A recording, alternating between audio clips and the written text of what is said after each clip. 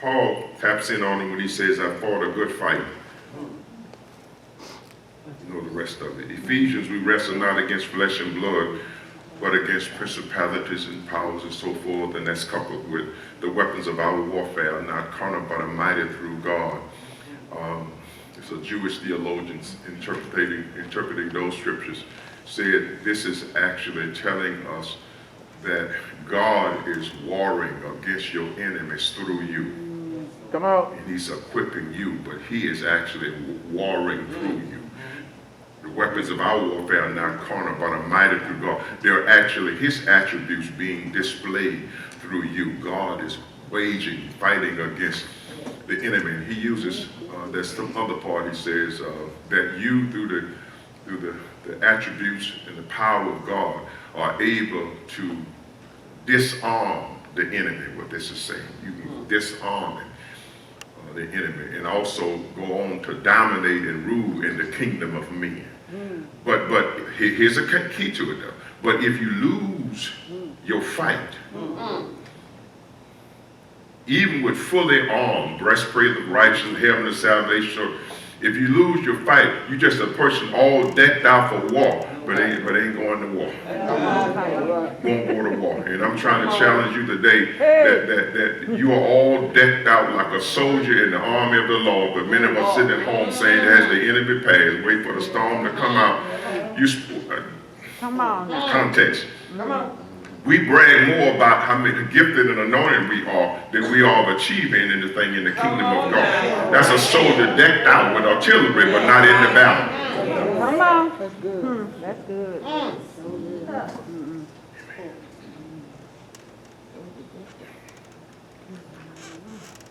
Can't lose your fight. Did I put this up here? Yeah, that's true. Here's the one I want to read to you. This is in Nehemiah 14. I want to read this story right quickly to you because I want you to understand something. Israel was rebuilding the wall. Nehemiah was sent there to complete the task. The temple had been restored. The wall was still in ruin. So he had gathered them in. And while they were rebuilding, the enemy, like the Amorites and different ones, were challenging him, saying that we're going to come and attack you and annihilate you. And the men's heart became very disheartened. They were discouraged. I want you to hear this. This is what Nehemiah prayed to the Lord and the word that he got from the Lord. And I look, and I'm picking up a story, and I arose and I said to the nobles, that's the leaders, to the leaders and to the rest of the officials, the leaders and the rest of the people, look what he says, do not be afraid. Remember the Lord, great and awesome. What did he say? So hold on, before we read the rest of that. They were under attack. The enemy threatened to wipe them out while they were building. Of course, he equipped them and everything. Look what he challenged them. He said to the nobles, the leaders, elders, and different other ones, remember the Lord who is great and awesome, and fight for your brethren, for your sons, for your daughters, for your wives, for your houses. Houses there actually mean fight for your community. Yes. Fight for your city. Come on. Fight for your way of life and your way of living. Yes. So the next time that you want to go home and cry and throw in the towel, understand what you're sacrificing. You're giving up your community, your city, your house. You just allow the enemy to come in and take it without no fight. Come on.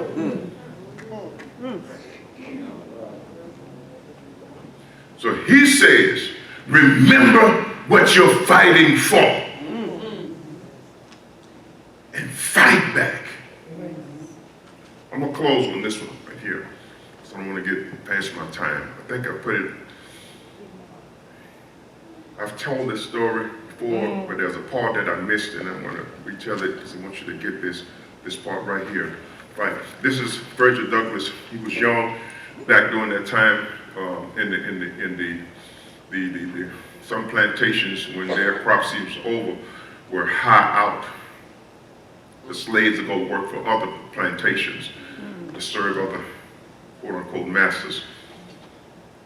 So Douglass, same thing, Frederick Douglass, he was under what he called the pretty decent master and so forth, but he was hired out to go and work for another one. And he says that the one that he was sent to was cruel, very cruel, and he beat his slaves and so forth. And Douglass wasn't used to that, wasn't used to being beaten.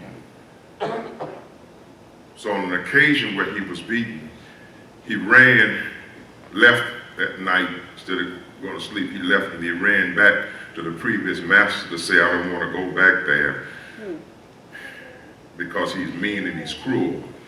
And he beats the slaves so well. So the master, that master said, well, I've hired you out and collected money, so you have to finish the tenure.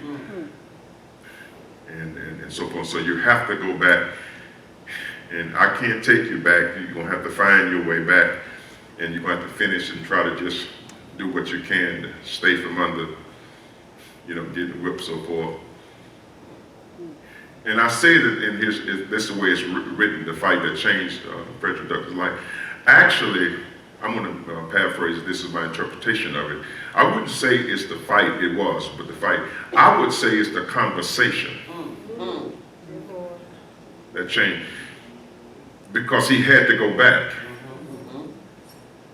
And then the discourse of him walking back to the plantation that he was hired to, he talked to himself all that night. You see this story? I propose that he wasn't just talking to himself. According to Origin, when you talk to your soul, you're talking to God. That's where he's present. This is Origin, and I agree with that. So he had a conversation with his own soul. He was in communion with his soul, or communion with God, the presence of God in you. So it was that conversation. And his words, he said, in my walk, on my way back, I made up my mind. I will no longer or never let a man, my equal, whip me.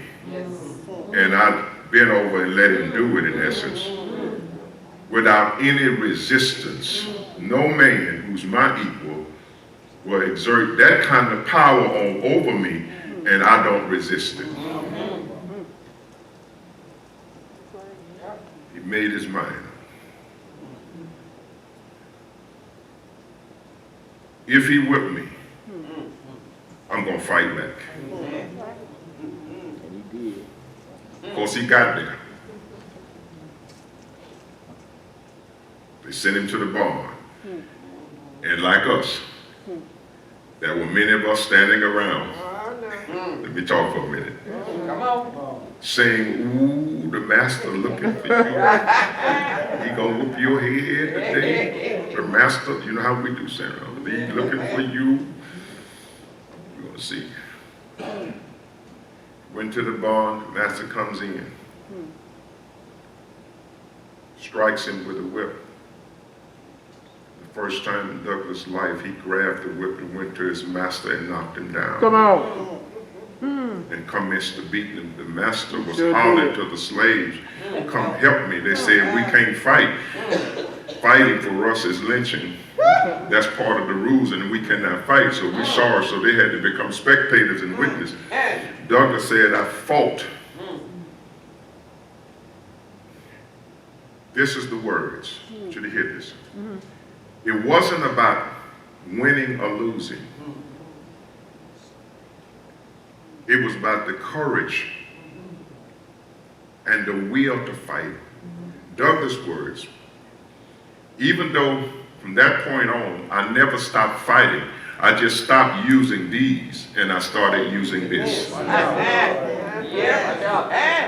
So it changed his life, and I agree with that part, because he said, I never stopped fighting from that day. I took my fight to the next level. And I fought with this. I fought with my mouth. I fought with my mind. But the battle never stopped. So that the courage to not take down the stuff And what I propose to you, into that is that you cannot lose your courage. You cannot lose your drive. You cannot lose your fight, because when you do, you risk next generation. You risk your family. You risk your community. There is a fight. There's a war going on. We're in a spiritual battle. Some of us fight on our knees in prayer. That is a part of fighting. Come on now. Come on. We fight with legislation, we fight, but you cannot lose that. You've got to get this, because as believers and as African Americans, I've been preaching against this, that you got to kill that spirit of servitude. Come on. And rise up and stand in your anointing, in your strength, in your power. Great And teacher. fight Great for what you teacher. believe. Live out your convictions. Lift your hand and say thank you. Thank you, Lord. Douglas says, I will not allow another man to beat me Come on. and offer no resistance. It's not about winning or losing all the time. It's about the fact that I'm gonna let you do it. And then let me switch for one quick minute. It's not in my notes, but let me stay on track, Lord. This was in Dr. Claude Anderson's book about, and I've shared this maybe last year, about the concept of dueling. Practice, over in Europe and all, why they duel. They said because it wasn't about so much dying, it was honorable to be willing to die to protect your honor.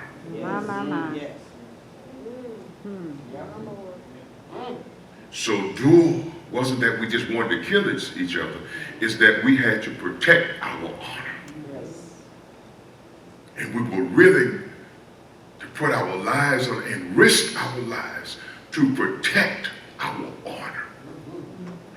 This is what was said in that writing. Why whites had no respect, lost respect for people of color, and I use it that way, because you allow people to disrespect and dishonor you, and you offered no resistance. It would have been better for you to resist and die than to allow a person to rule you with no resistance.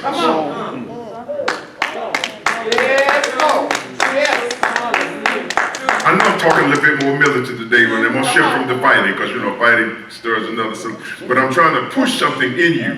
Don't ever lose your fight for what you believe. Telling the truth.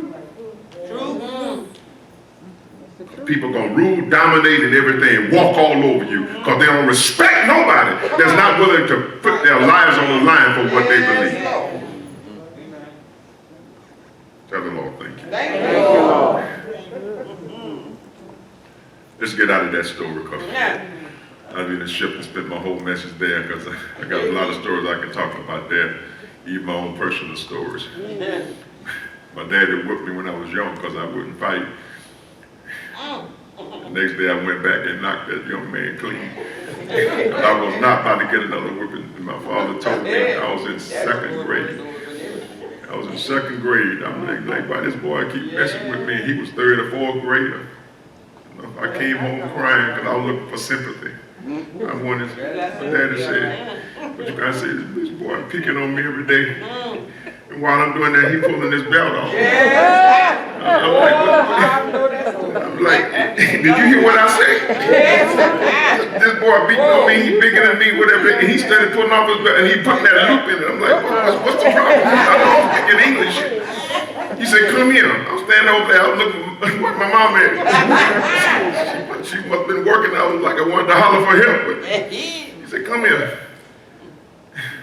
Back during that day, when they say the second time, you better start moving. I don't care what it is. It's another day we in now. Y'all kid got it good for real. Stuff be flying across the room. Y'all got it.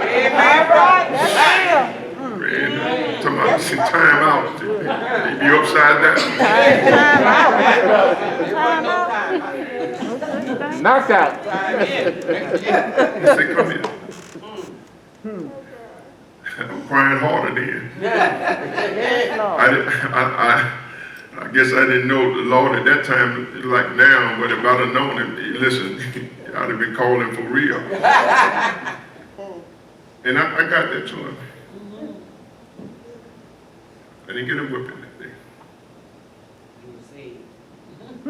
He said, I guess he was praying so hard, he like, this boy, he about to pass out.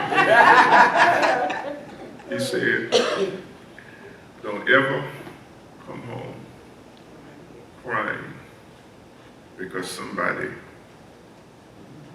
beat you. Yeah. I don't care if you win or lose. I remember that. Don't start nothing, but fight back. You don't have to win. Just fight back.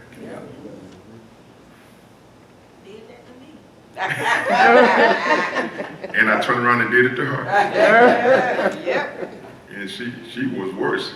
Hit the girl dead. I say hit her in the eye. I know she hit her dead in the eye. Lord forgive me.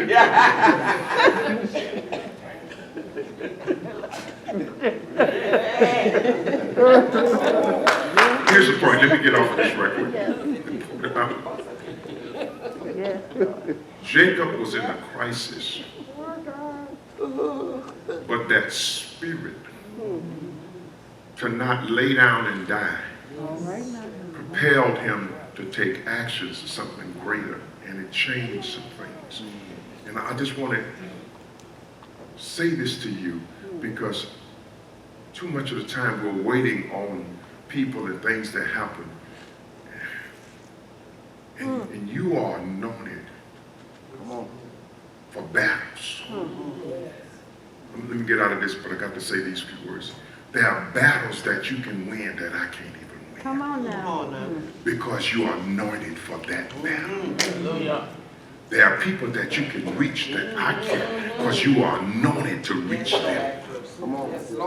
There are lives that you can save, literally or spiritually, through prayer and whatever, that I can't, maybe because you can connect with people and situations and identify, and you have the words to pick a soul up and set them on their feet that I can't. You are anointed for that. And the only thing is that if you don't have that's something that causes you to strive and contend for what you believe. You allow stuff to happen with no resistance. And that's accepting defeat, letting the person beat you without offering no resistance. The devil is a lie. That ain't gonna happen. The second thing in this story, and I'm gonna move a little bit quicker here, so I'm trying to do this in like 15 minutes. We'll move quicker. I'll give you my word on that. What Jacob did was right is he risked something because he grabbed this angel, this God. If it was God, it didn't matter. It was really not God, it's spirit. But he grabbed it. He was willing to take a chance. He was willing to risk something.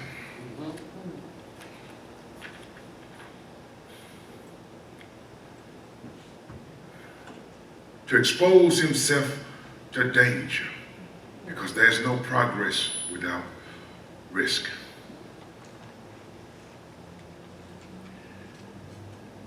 This is what I want to leave with you on this point. Come hurry, get to it, skip some things. The key to risk, remember I said go with the flow? Play the hand you're dealt. Roll. The key to risk, because when we talk about risk, taking a chance, we're not talking about doing nothing crazy. This is, stay here. Don't take it out of context. I'm not talking about doing foolish things. Risk. The key to it is to learn how to improvise. Improvise is what musicians do. That was the strength of jazz. Was his ability, the people's ability to improvise. What did improvise allow them to do?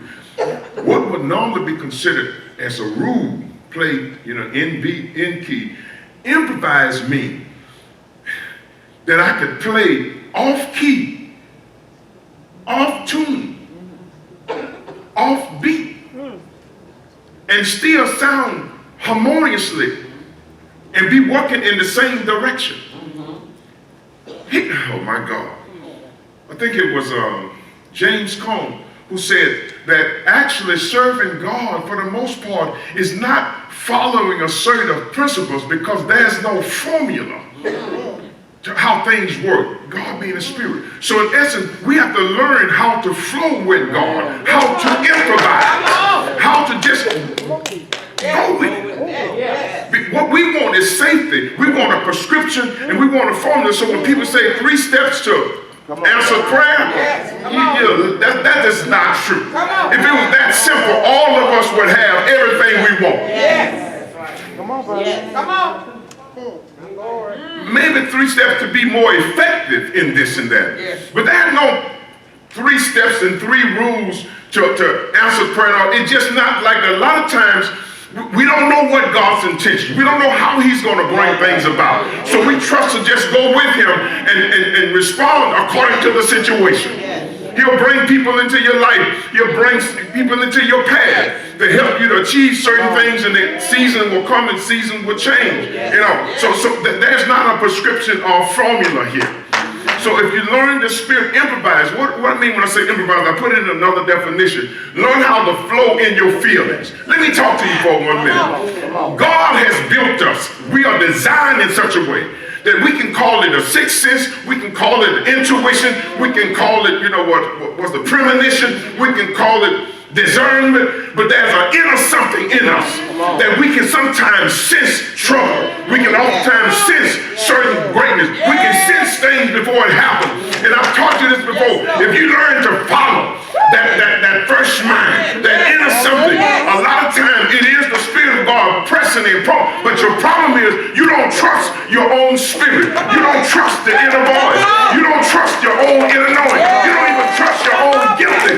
When the Spirit is prompting you, move now, do this, do that. But because we're looking for a formula, and sometimes you even allow man to talk you out, you know what God told you. Come on.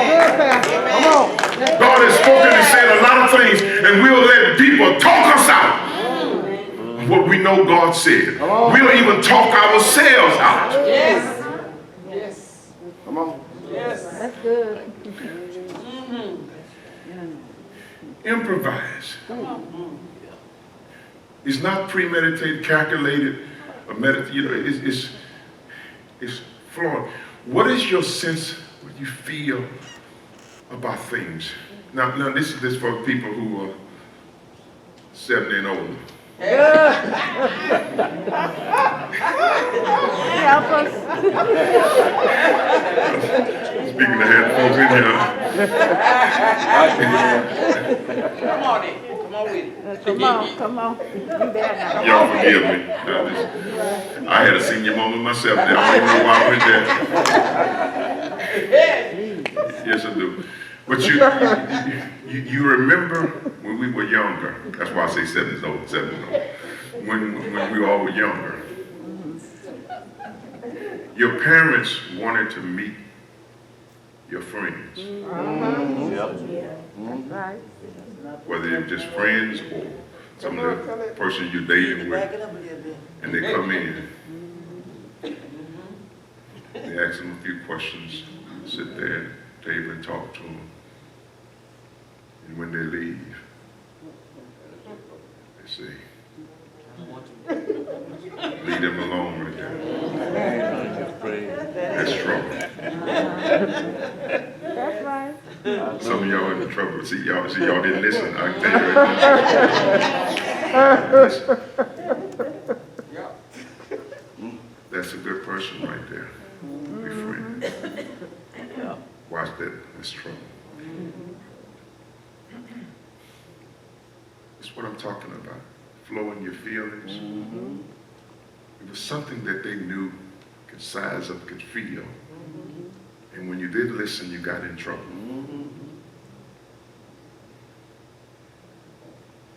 Amen. Amen.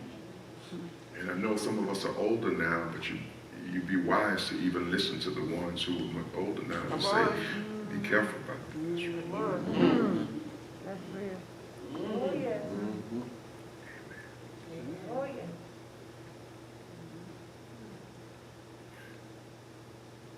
I know that's true. Yes, This was years ago. I wasn't married then. I was actually between. Met a young lady. I was on a 7-day fast because I was traveling at that time. I wasn't married, so please don't this ain't last year. And I was standing at this window washing some dishes. On the 7th day, I think it was my 5th or 6th day, not eating anything, just drinking water. I was talking to the Lord about this marriage. And the Spirit of the Lord spoke to me and said, if this is what you want, I'll give it to you. But you'll cry for many days. Come on now. Yes, You will Lord. sorrow. I'm telling you what it was. Yes, Lord. You will weep for many days. I ran with everything in me. Because I knew the voice of God. They were singing, praise team leader at the church, everything, just, we know. The next time in Atlanta, I went to the church, I had to minister. They were there. They were strung out on drugs and everything. How could you go from here to this, to that? Yes. And I got back to my hotel. I said, God, I thank Thank you. you, Lord. Yes, Lord. Because this is what I'd have dealt with. God knew, and he protected me. Yes.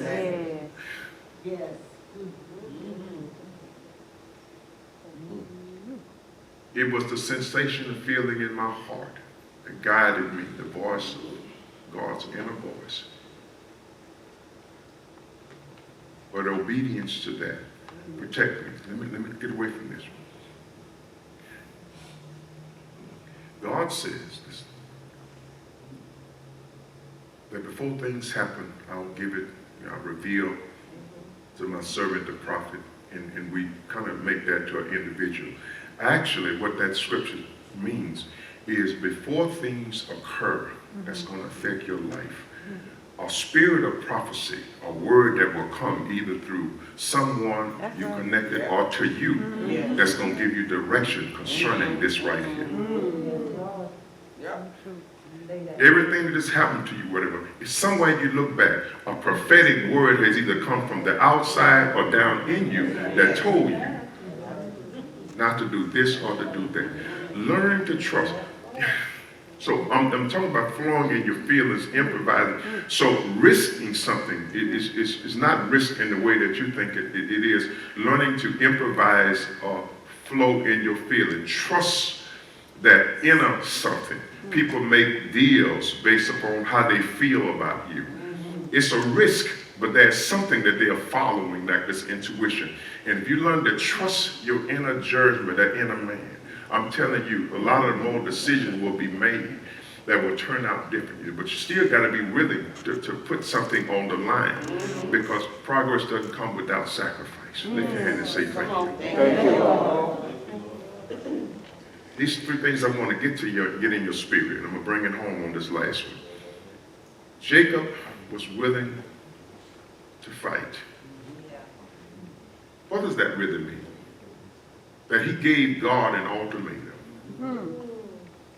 Either you change me or take me, but I refuse to live like this anymore. Yes, Lord. That's the crisis is what got him there. And then when he reached the grab, 2 things happened. He was willing to risk something, but that inner something in him says, grab him while he's in reach. Yes. And he risked his life because he was at a point that I got to have change. Yes. We get to the last point. Mark Twain says, keep away from the people who belittle your ambitions. Stay away from those people. And there's a story I got about the lepers who risked something, but I'm going to skip that story today. Let me get to the last point because I need to close. Here's what I want to get to the last point right here. Give me just about 5 minutes to work on this one. What else did he do? He seized the opportunity that was given him. to fight, refuse to live like this, willing to risk all for the change. And when the opportunity presented itself that the angel came within reach, at his own possible peril and risking, he reached and grabbed, said, I'm not going to let you go till you bless me. Yes. He seized the opportunity.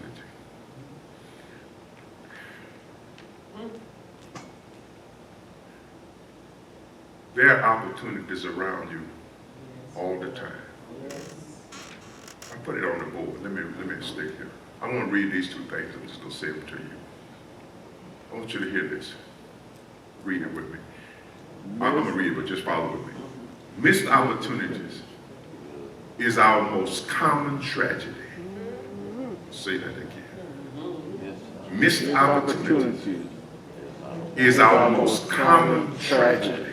One more time, I want you to get this. Missed opportunity is our most common tragedy. Look what it goes on to say. It's not the lack of preparation, but hesitation that often facilitates defeat. Yes, come on. Come on. It's not that you're not prepared. It's not that you're not gifted or anointed. It's not that you're not in the right place at the right time, before the right people, and on and on and on. Yes. But the fact that you second guess yourself, hesitate, the plane leaves, and you miss getting to the next level because of procrastination or hesitation. You miss your flight to the next level. Yes, Lord. My Lord.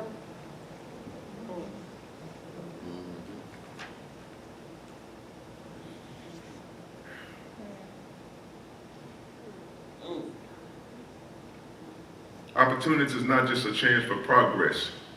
This is what, in a writing that I read, a reading that I read, it didn't have a name to it, but I like this. Opportunity is not just a chance for progress. It's an opening, a door that God has opened. Yes, Lord. Come on. Yes, Lord. The quote-unquote devil is not opening doors for you to get to the next level. He's trying to close them. Yes. Those doors. Come on. But this author said an opportunity is a door that God has opened. Can I tell you, they got open doors all around. Yes, Lord. Hallelujah. But your hesitation, meaning you're missing an opportunity. Opportunity for greatness. I put this up here. I'm going to give you this a quick. I like this what President Obama said. He's talking about change will not come, and I put the quote. That's on my next one. But he was talking about change. We're waiting on some other person, some other time. And he went on to say that you're the change that you seek. You're the people in essence going to do it. And now is the time. And I put that there because it was a defining speech and a defining moment that he captured America and seized and painted a picture, and America responded. Yes. But he seized an opportunity. You can't afford to miss certain